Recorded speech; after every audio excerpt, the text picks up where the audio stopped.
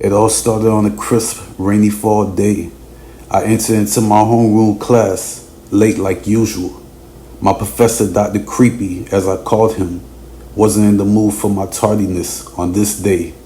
He cleared his throat, which caused a rumbling sound louder than thunder. He caught my attention, along with the attention of all my fellow classmates. "Mr. Roderick, why are you always late to my class?" he blurted out aloud. I whispered underneath my breath, "Because I can't stand you, asswipe." My words weren't as silent as I thought, causing my classmates to laugh loudly. But they weren't the only ones who heard my disrespectful comment. Dr. Creepy did as well. I looked over my shoulder, only to spot him folding his arms and staring deeply into my eyes with a look of rage drawn onto his face. "What did you say, young man?" he questioned me in an instant. I shrugged my shoulders and slickly responded, "If your hearing were any good, you would have heard me, Dr. Creepy." My words caused nothing but silence to echo throughout the entire classroom. Every student's attention jumped back and forth from me back over to Dr. Creepy every few seconds. "What did you just call me?" he questioned me. I chuckled because I knew the question was rhetorical. However, Dr. Creepy didn't find my words amusing, not even the slightest. "Dr. Creepy is what I called you," causing him to glare at me. "This must be some sort of joke to you," he replied swiftly. "I'm giving you 2 weeks detention, beginning today," he added. I'm up in arms. I can't believe it. My slick mouth has gotten me into trouble yet again, causing the smirk to vanish from off of my face. Dr. Charles, I have basketball practice later today, and I can't miss it," I made clear. He chuckled at my words, as though I was a comedian and I had just told a joke, but what I said wasn't funny. I'll speak with Coach Murphy and explain to him that Liberty's High's most valuable basketball player won't make it for today's practice because of his blatant disrespect towards me. Now go have a seat, and maybe, just maybe, I'll reconsider if you can show me you have respect for me. I wanted to respond swiftly with a smart comment. However, I bit my tongue. I decided to take a seat in the back of the classroom next to my friends Cody and Brian. "Bro, you can't miss today's practice," says Brian once I sat down next to him. I agreed. "Trust me, I won't," I said. I kept my mouth closed for the next half hour as I noticed Dr. Creepy gazing over at me constantly. One time I spotted him just watching me intensely while smiling from ear to ear like some sort of clown. His smile bothered me. It was almost as if he were poking fun at me. But I know no matter what, I'm going to get the last laugh. I finished up my work, Cody finished up my work for me, giving me enough time to relax and take a breather. My focus locked onto the clock just several feet above the head of Dr. Creepy. 4 minutes left until homeroom ends. Then 3, 2, now 1 minute to go. I may not wish amnesia on anyone. However, I'm hopeful Dr. Creepy has it and completely forgets about the fact that he had given me detention for today. He hasn't uttered a single word to me since our verbal spat earlier, and given he told me that he might change his mind about giving me detention, I'm hopeful that is the case. The school bell rang, and I stood up from my chair, hearing my heart race. I stood behind a group of students making their way towards the classroom exit. I followed them as I was in hot pursuit of exiting the classroom until I heard my name exiting from Dr. Creepy's mouth. I froze in my tracks as all of my fellow classmates exited from the classroom, including my best friends Cody and Brian. "Where do you think you're going?" asked Dr. Creepy, whose gigantic shoes began growing by the second. I turned to face him as the classroom doors suddenly slammed shut simultaneously. The loud back-to-back thuds grabbed my attention away from Dr. Creepy briefly as I heard footsteps rush over to me. I looked straight ahead, staring at yellow razor-sharp teeth and smelling a mouth that smelt worse than onions and garbage. I spotted a gigantic red nose hanging from off Dr. Creepy's face while a sinister smirk grazed his face. I froze in my position momentarily before I grew enough strength to begin backing away from him. Then suddenly, he started laughing like a clown, causing me to take a swing at his face with my closed fist. He dodged a would-be vicious blow like the Matrix. He laughed even louder as I began bawling out for help. I grabbed a hold of the door handle to exit the classroom, but the door wouldn't open up, no matter how hard I tugged on the door. I kicked and screamed even more for help as I felt a hand rest onto my shoulder. I turned to face Dr. Creepy, Mr. Clown, who continued giggling loudly. "It's too bad now you know my little dark secret," he said. "Since you know my secret, no longer can you live." My heart skipped 10 beats as Dr. Creepy's mouth opened widely to allow him to chow down on me like I was his lunch. And unfortunately for me, I was.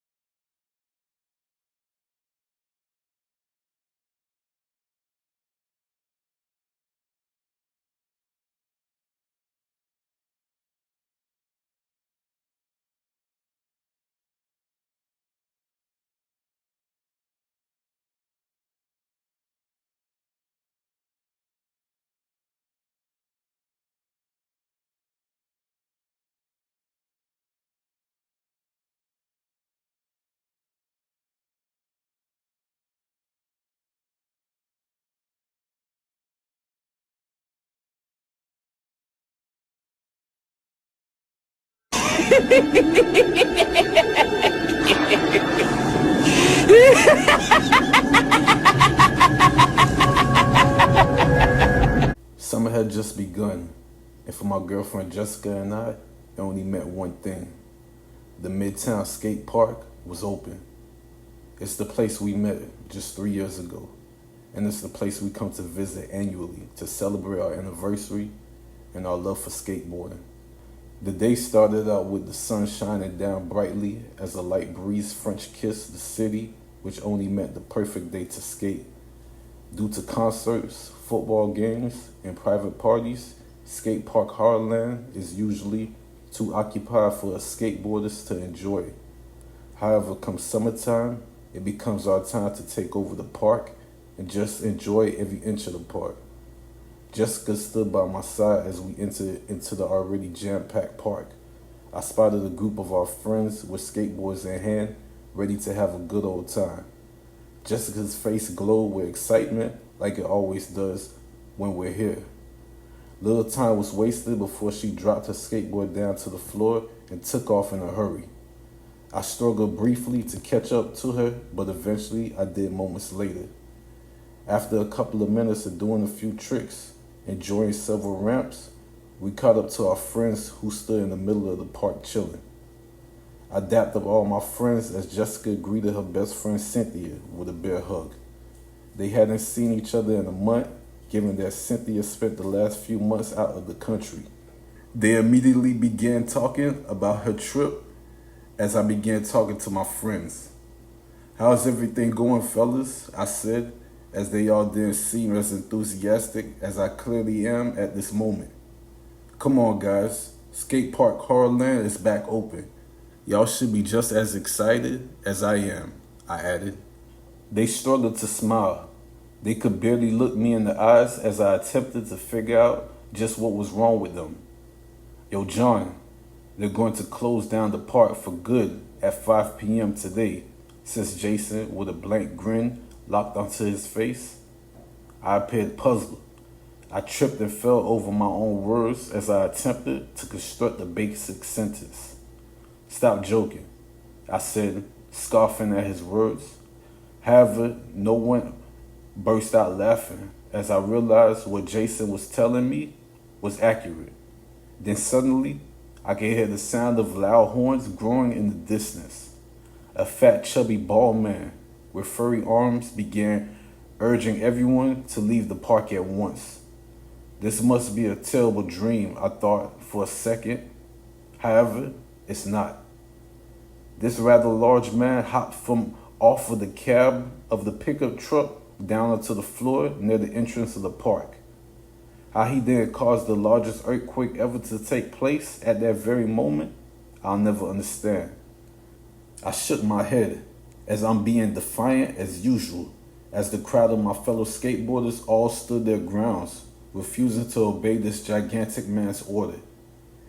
He gradually entered into the park, running out of breath with every step he took, as his forehead rained down with sweat onto his face.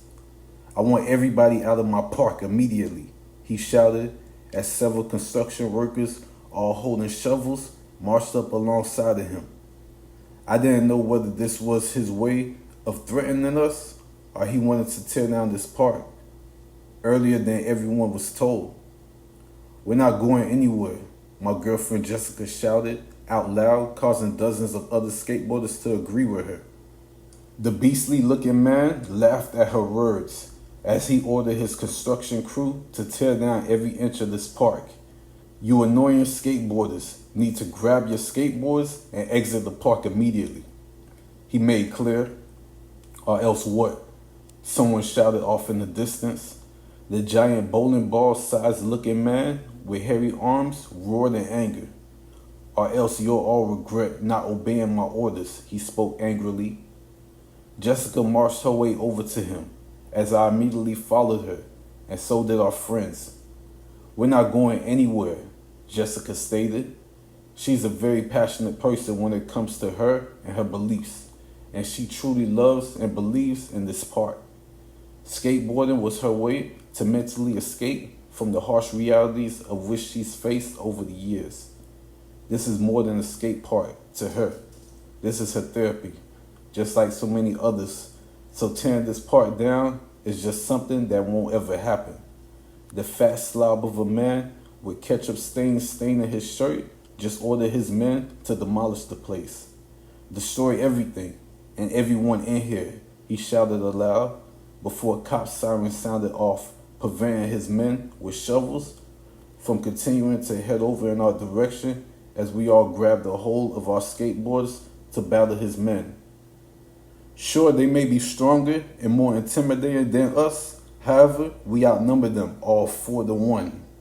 We're not backing down to them, and neither are they backing down to us. It's as though us skateboarders are in an army, and we were already anticipating the war because we're all together united as one. The large man laughed loudly, finding amusement in our mere presence. He could see the seriousness on all of our faces. If he had any sense, he would back down and take his crew with him. But clearly, common sense seems to be what he's lacking, and that's going to cause him great bodily harm. I took a glimpse at my girlfriend Jessica. She's boiling with rage, and if she's unhappy, so am I. We're getting closer to the construction workers with shovels in their hands. They don't seem to mind battling us as they grab firmer grips on their shovels with evil scowls painted on their faces. Second after second is leading us to getting closer and closer to them. Blood was shed, and this will fall down on the hands of the grotesque man. Now, no more than a few feet separate us from them as I watch the sinister grin make its way onto that man's face. Then suddenly, the police sirens grew louder and rapidly increased in volume as police vehicles became visible all around the skateboard park. I felt relieved. I could breathe again. I knew we stood no chance against these prison-looking construction workers. Finally, a voice of reason has arrived, and I know they'll put this gargantuan man in his place. Officer, we need your help, Jessica shouted aloud in angst as all of the other skateboarders agreed. Officer Smith exited from his vehicle with his belly hanging over his waist. He hushed the crowd of skateboarders almost immediately once he exited from out of his vehicle. Several other officers arrived following his lead. Jessica, filled with anxiety, took several steps in his direction, causing him to raise his hand up like a stop sign. "Now you wait right there, Missy," he shouted aloud as he walked up to the fat slob of a man. "Mr. Wilmot, how are you doing this lovely day?" says Officer Smith to that fat bastard. Mr. Wilmot forced a smile onto his face as he responded, "Not so good, thanks to these little miscreants trying to prevent my men from tearing down this park." Officer Smith shook his head. "Sir, that's a problem," he replied, causing us to agree with his words. "That's a problem you shouldn't ever face." Our smiles vanished with those words flowing from out of Officer Smith's mouth. We're all dumbfounded. The friendliest cop in the city who always sides with us just isn't at this time. Officer Smith and Mr. Wilmot spoke briefly, whispering to one another. And then suddenly, Officer Smith ordered us to leave the park at once or get arrested, baffling us all. Several other officers threatened to mace us if we didn't comply to the order, which we were all forced to leave the park within minutes, as Mr. Wilmot's men wasted no time before they all began demolishing the skateboard park. Jessica was livid, and believe me, I heard about it during the entire drive until I dropped her home. She spoke about not only getting revenge on Mr. Wilmot, but also Officer Smith as well. I didn't try to calm her down, I just let her vent for nearly a half hour until I dropped her off. She's no criminal. She's not a heartless person. So I know all the things she said she was going to do to them, she would never do. I made it home about 20 minutes after I dropped her home, and I didn't bother to eat a thing. I just headed upstairs to my bedroom, and then I threw myself on my bed as I fell asleep in a hurry. I don't even want to think about this day. Hours must have traveled by before my bedroom light turned on, startling me, causing me to spring up out of my bed as I spotted Jessica sitting on my computer chair just across from my bed with blood stains on her hands. My jaw dropped, my heart raced, and my head began spinning as I attempted to wake myself up from what I hoped was a bad dream, but it wasn't. "Jessica, what happened? Are you all right?" I asked with great concern as I noticed blood stains covering her shirt and neck as well. Tears drizzled from her eyes as she began rocking back and forth in her chair. "Jessica, talk to me," I said concernedly.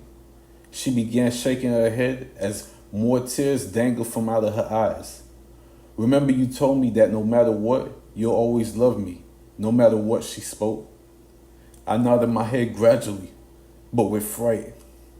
"Jessica, what happened to you?" I asked, knowing that more than likely she must have done something terribly wrong. "The skateboard park isn't going to be closed anymore," she said softly. I appeared puzzled by her words. "What does that mean?" I asked. "I need to get to the bottom of all of this." "Why are you covered in blood?" I continued. She examined herself momentarily before returning her focus back onto me. "You told me that no matter what happens, you'll always love me, and you'll do anything for me. Remember that, John?" she stated. "So I need you to take this from me and tell the cops that it was you who killed Mr. Wilmot, and it was you who killed Officer Smith." Her words sent chills up my spine and panic through my entire body as I froze like a statue. I watched as she stood up, wiping off the fingerprints from the gun as she walked over to me and placed it right into my hands. "I called the cops already," she added. "I told them how enraged you were to hear the news about the skateboard park and how you vowed to get your revenge. I told the 911 operator that I can't believe you killed them. I told the operator that you even threatened to kill me she says calmly. The sound of police sirens sounded as I instantly heard officers bang down my front door and rushed into my home with their guns drawn. I can't believe you did this to me, I said as I'm still trying to make sense of this whole situation. I heard the sounds of officers yelling, "Put the gun down," as Jessica screamed, "John, please don't shoot me." Perhaps it was her words, or maybe the fact that a gun rested in my hands, which caused every officer that rushed into my room to unload their guns at me.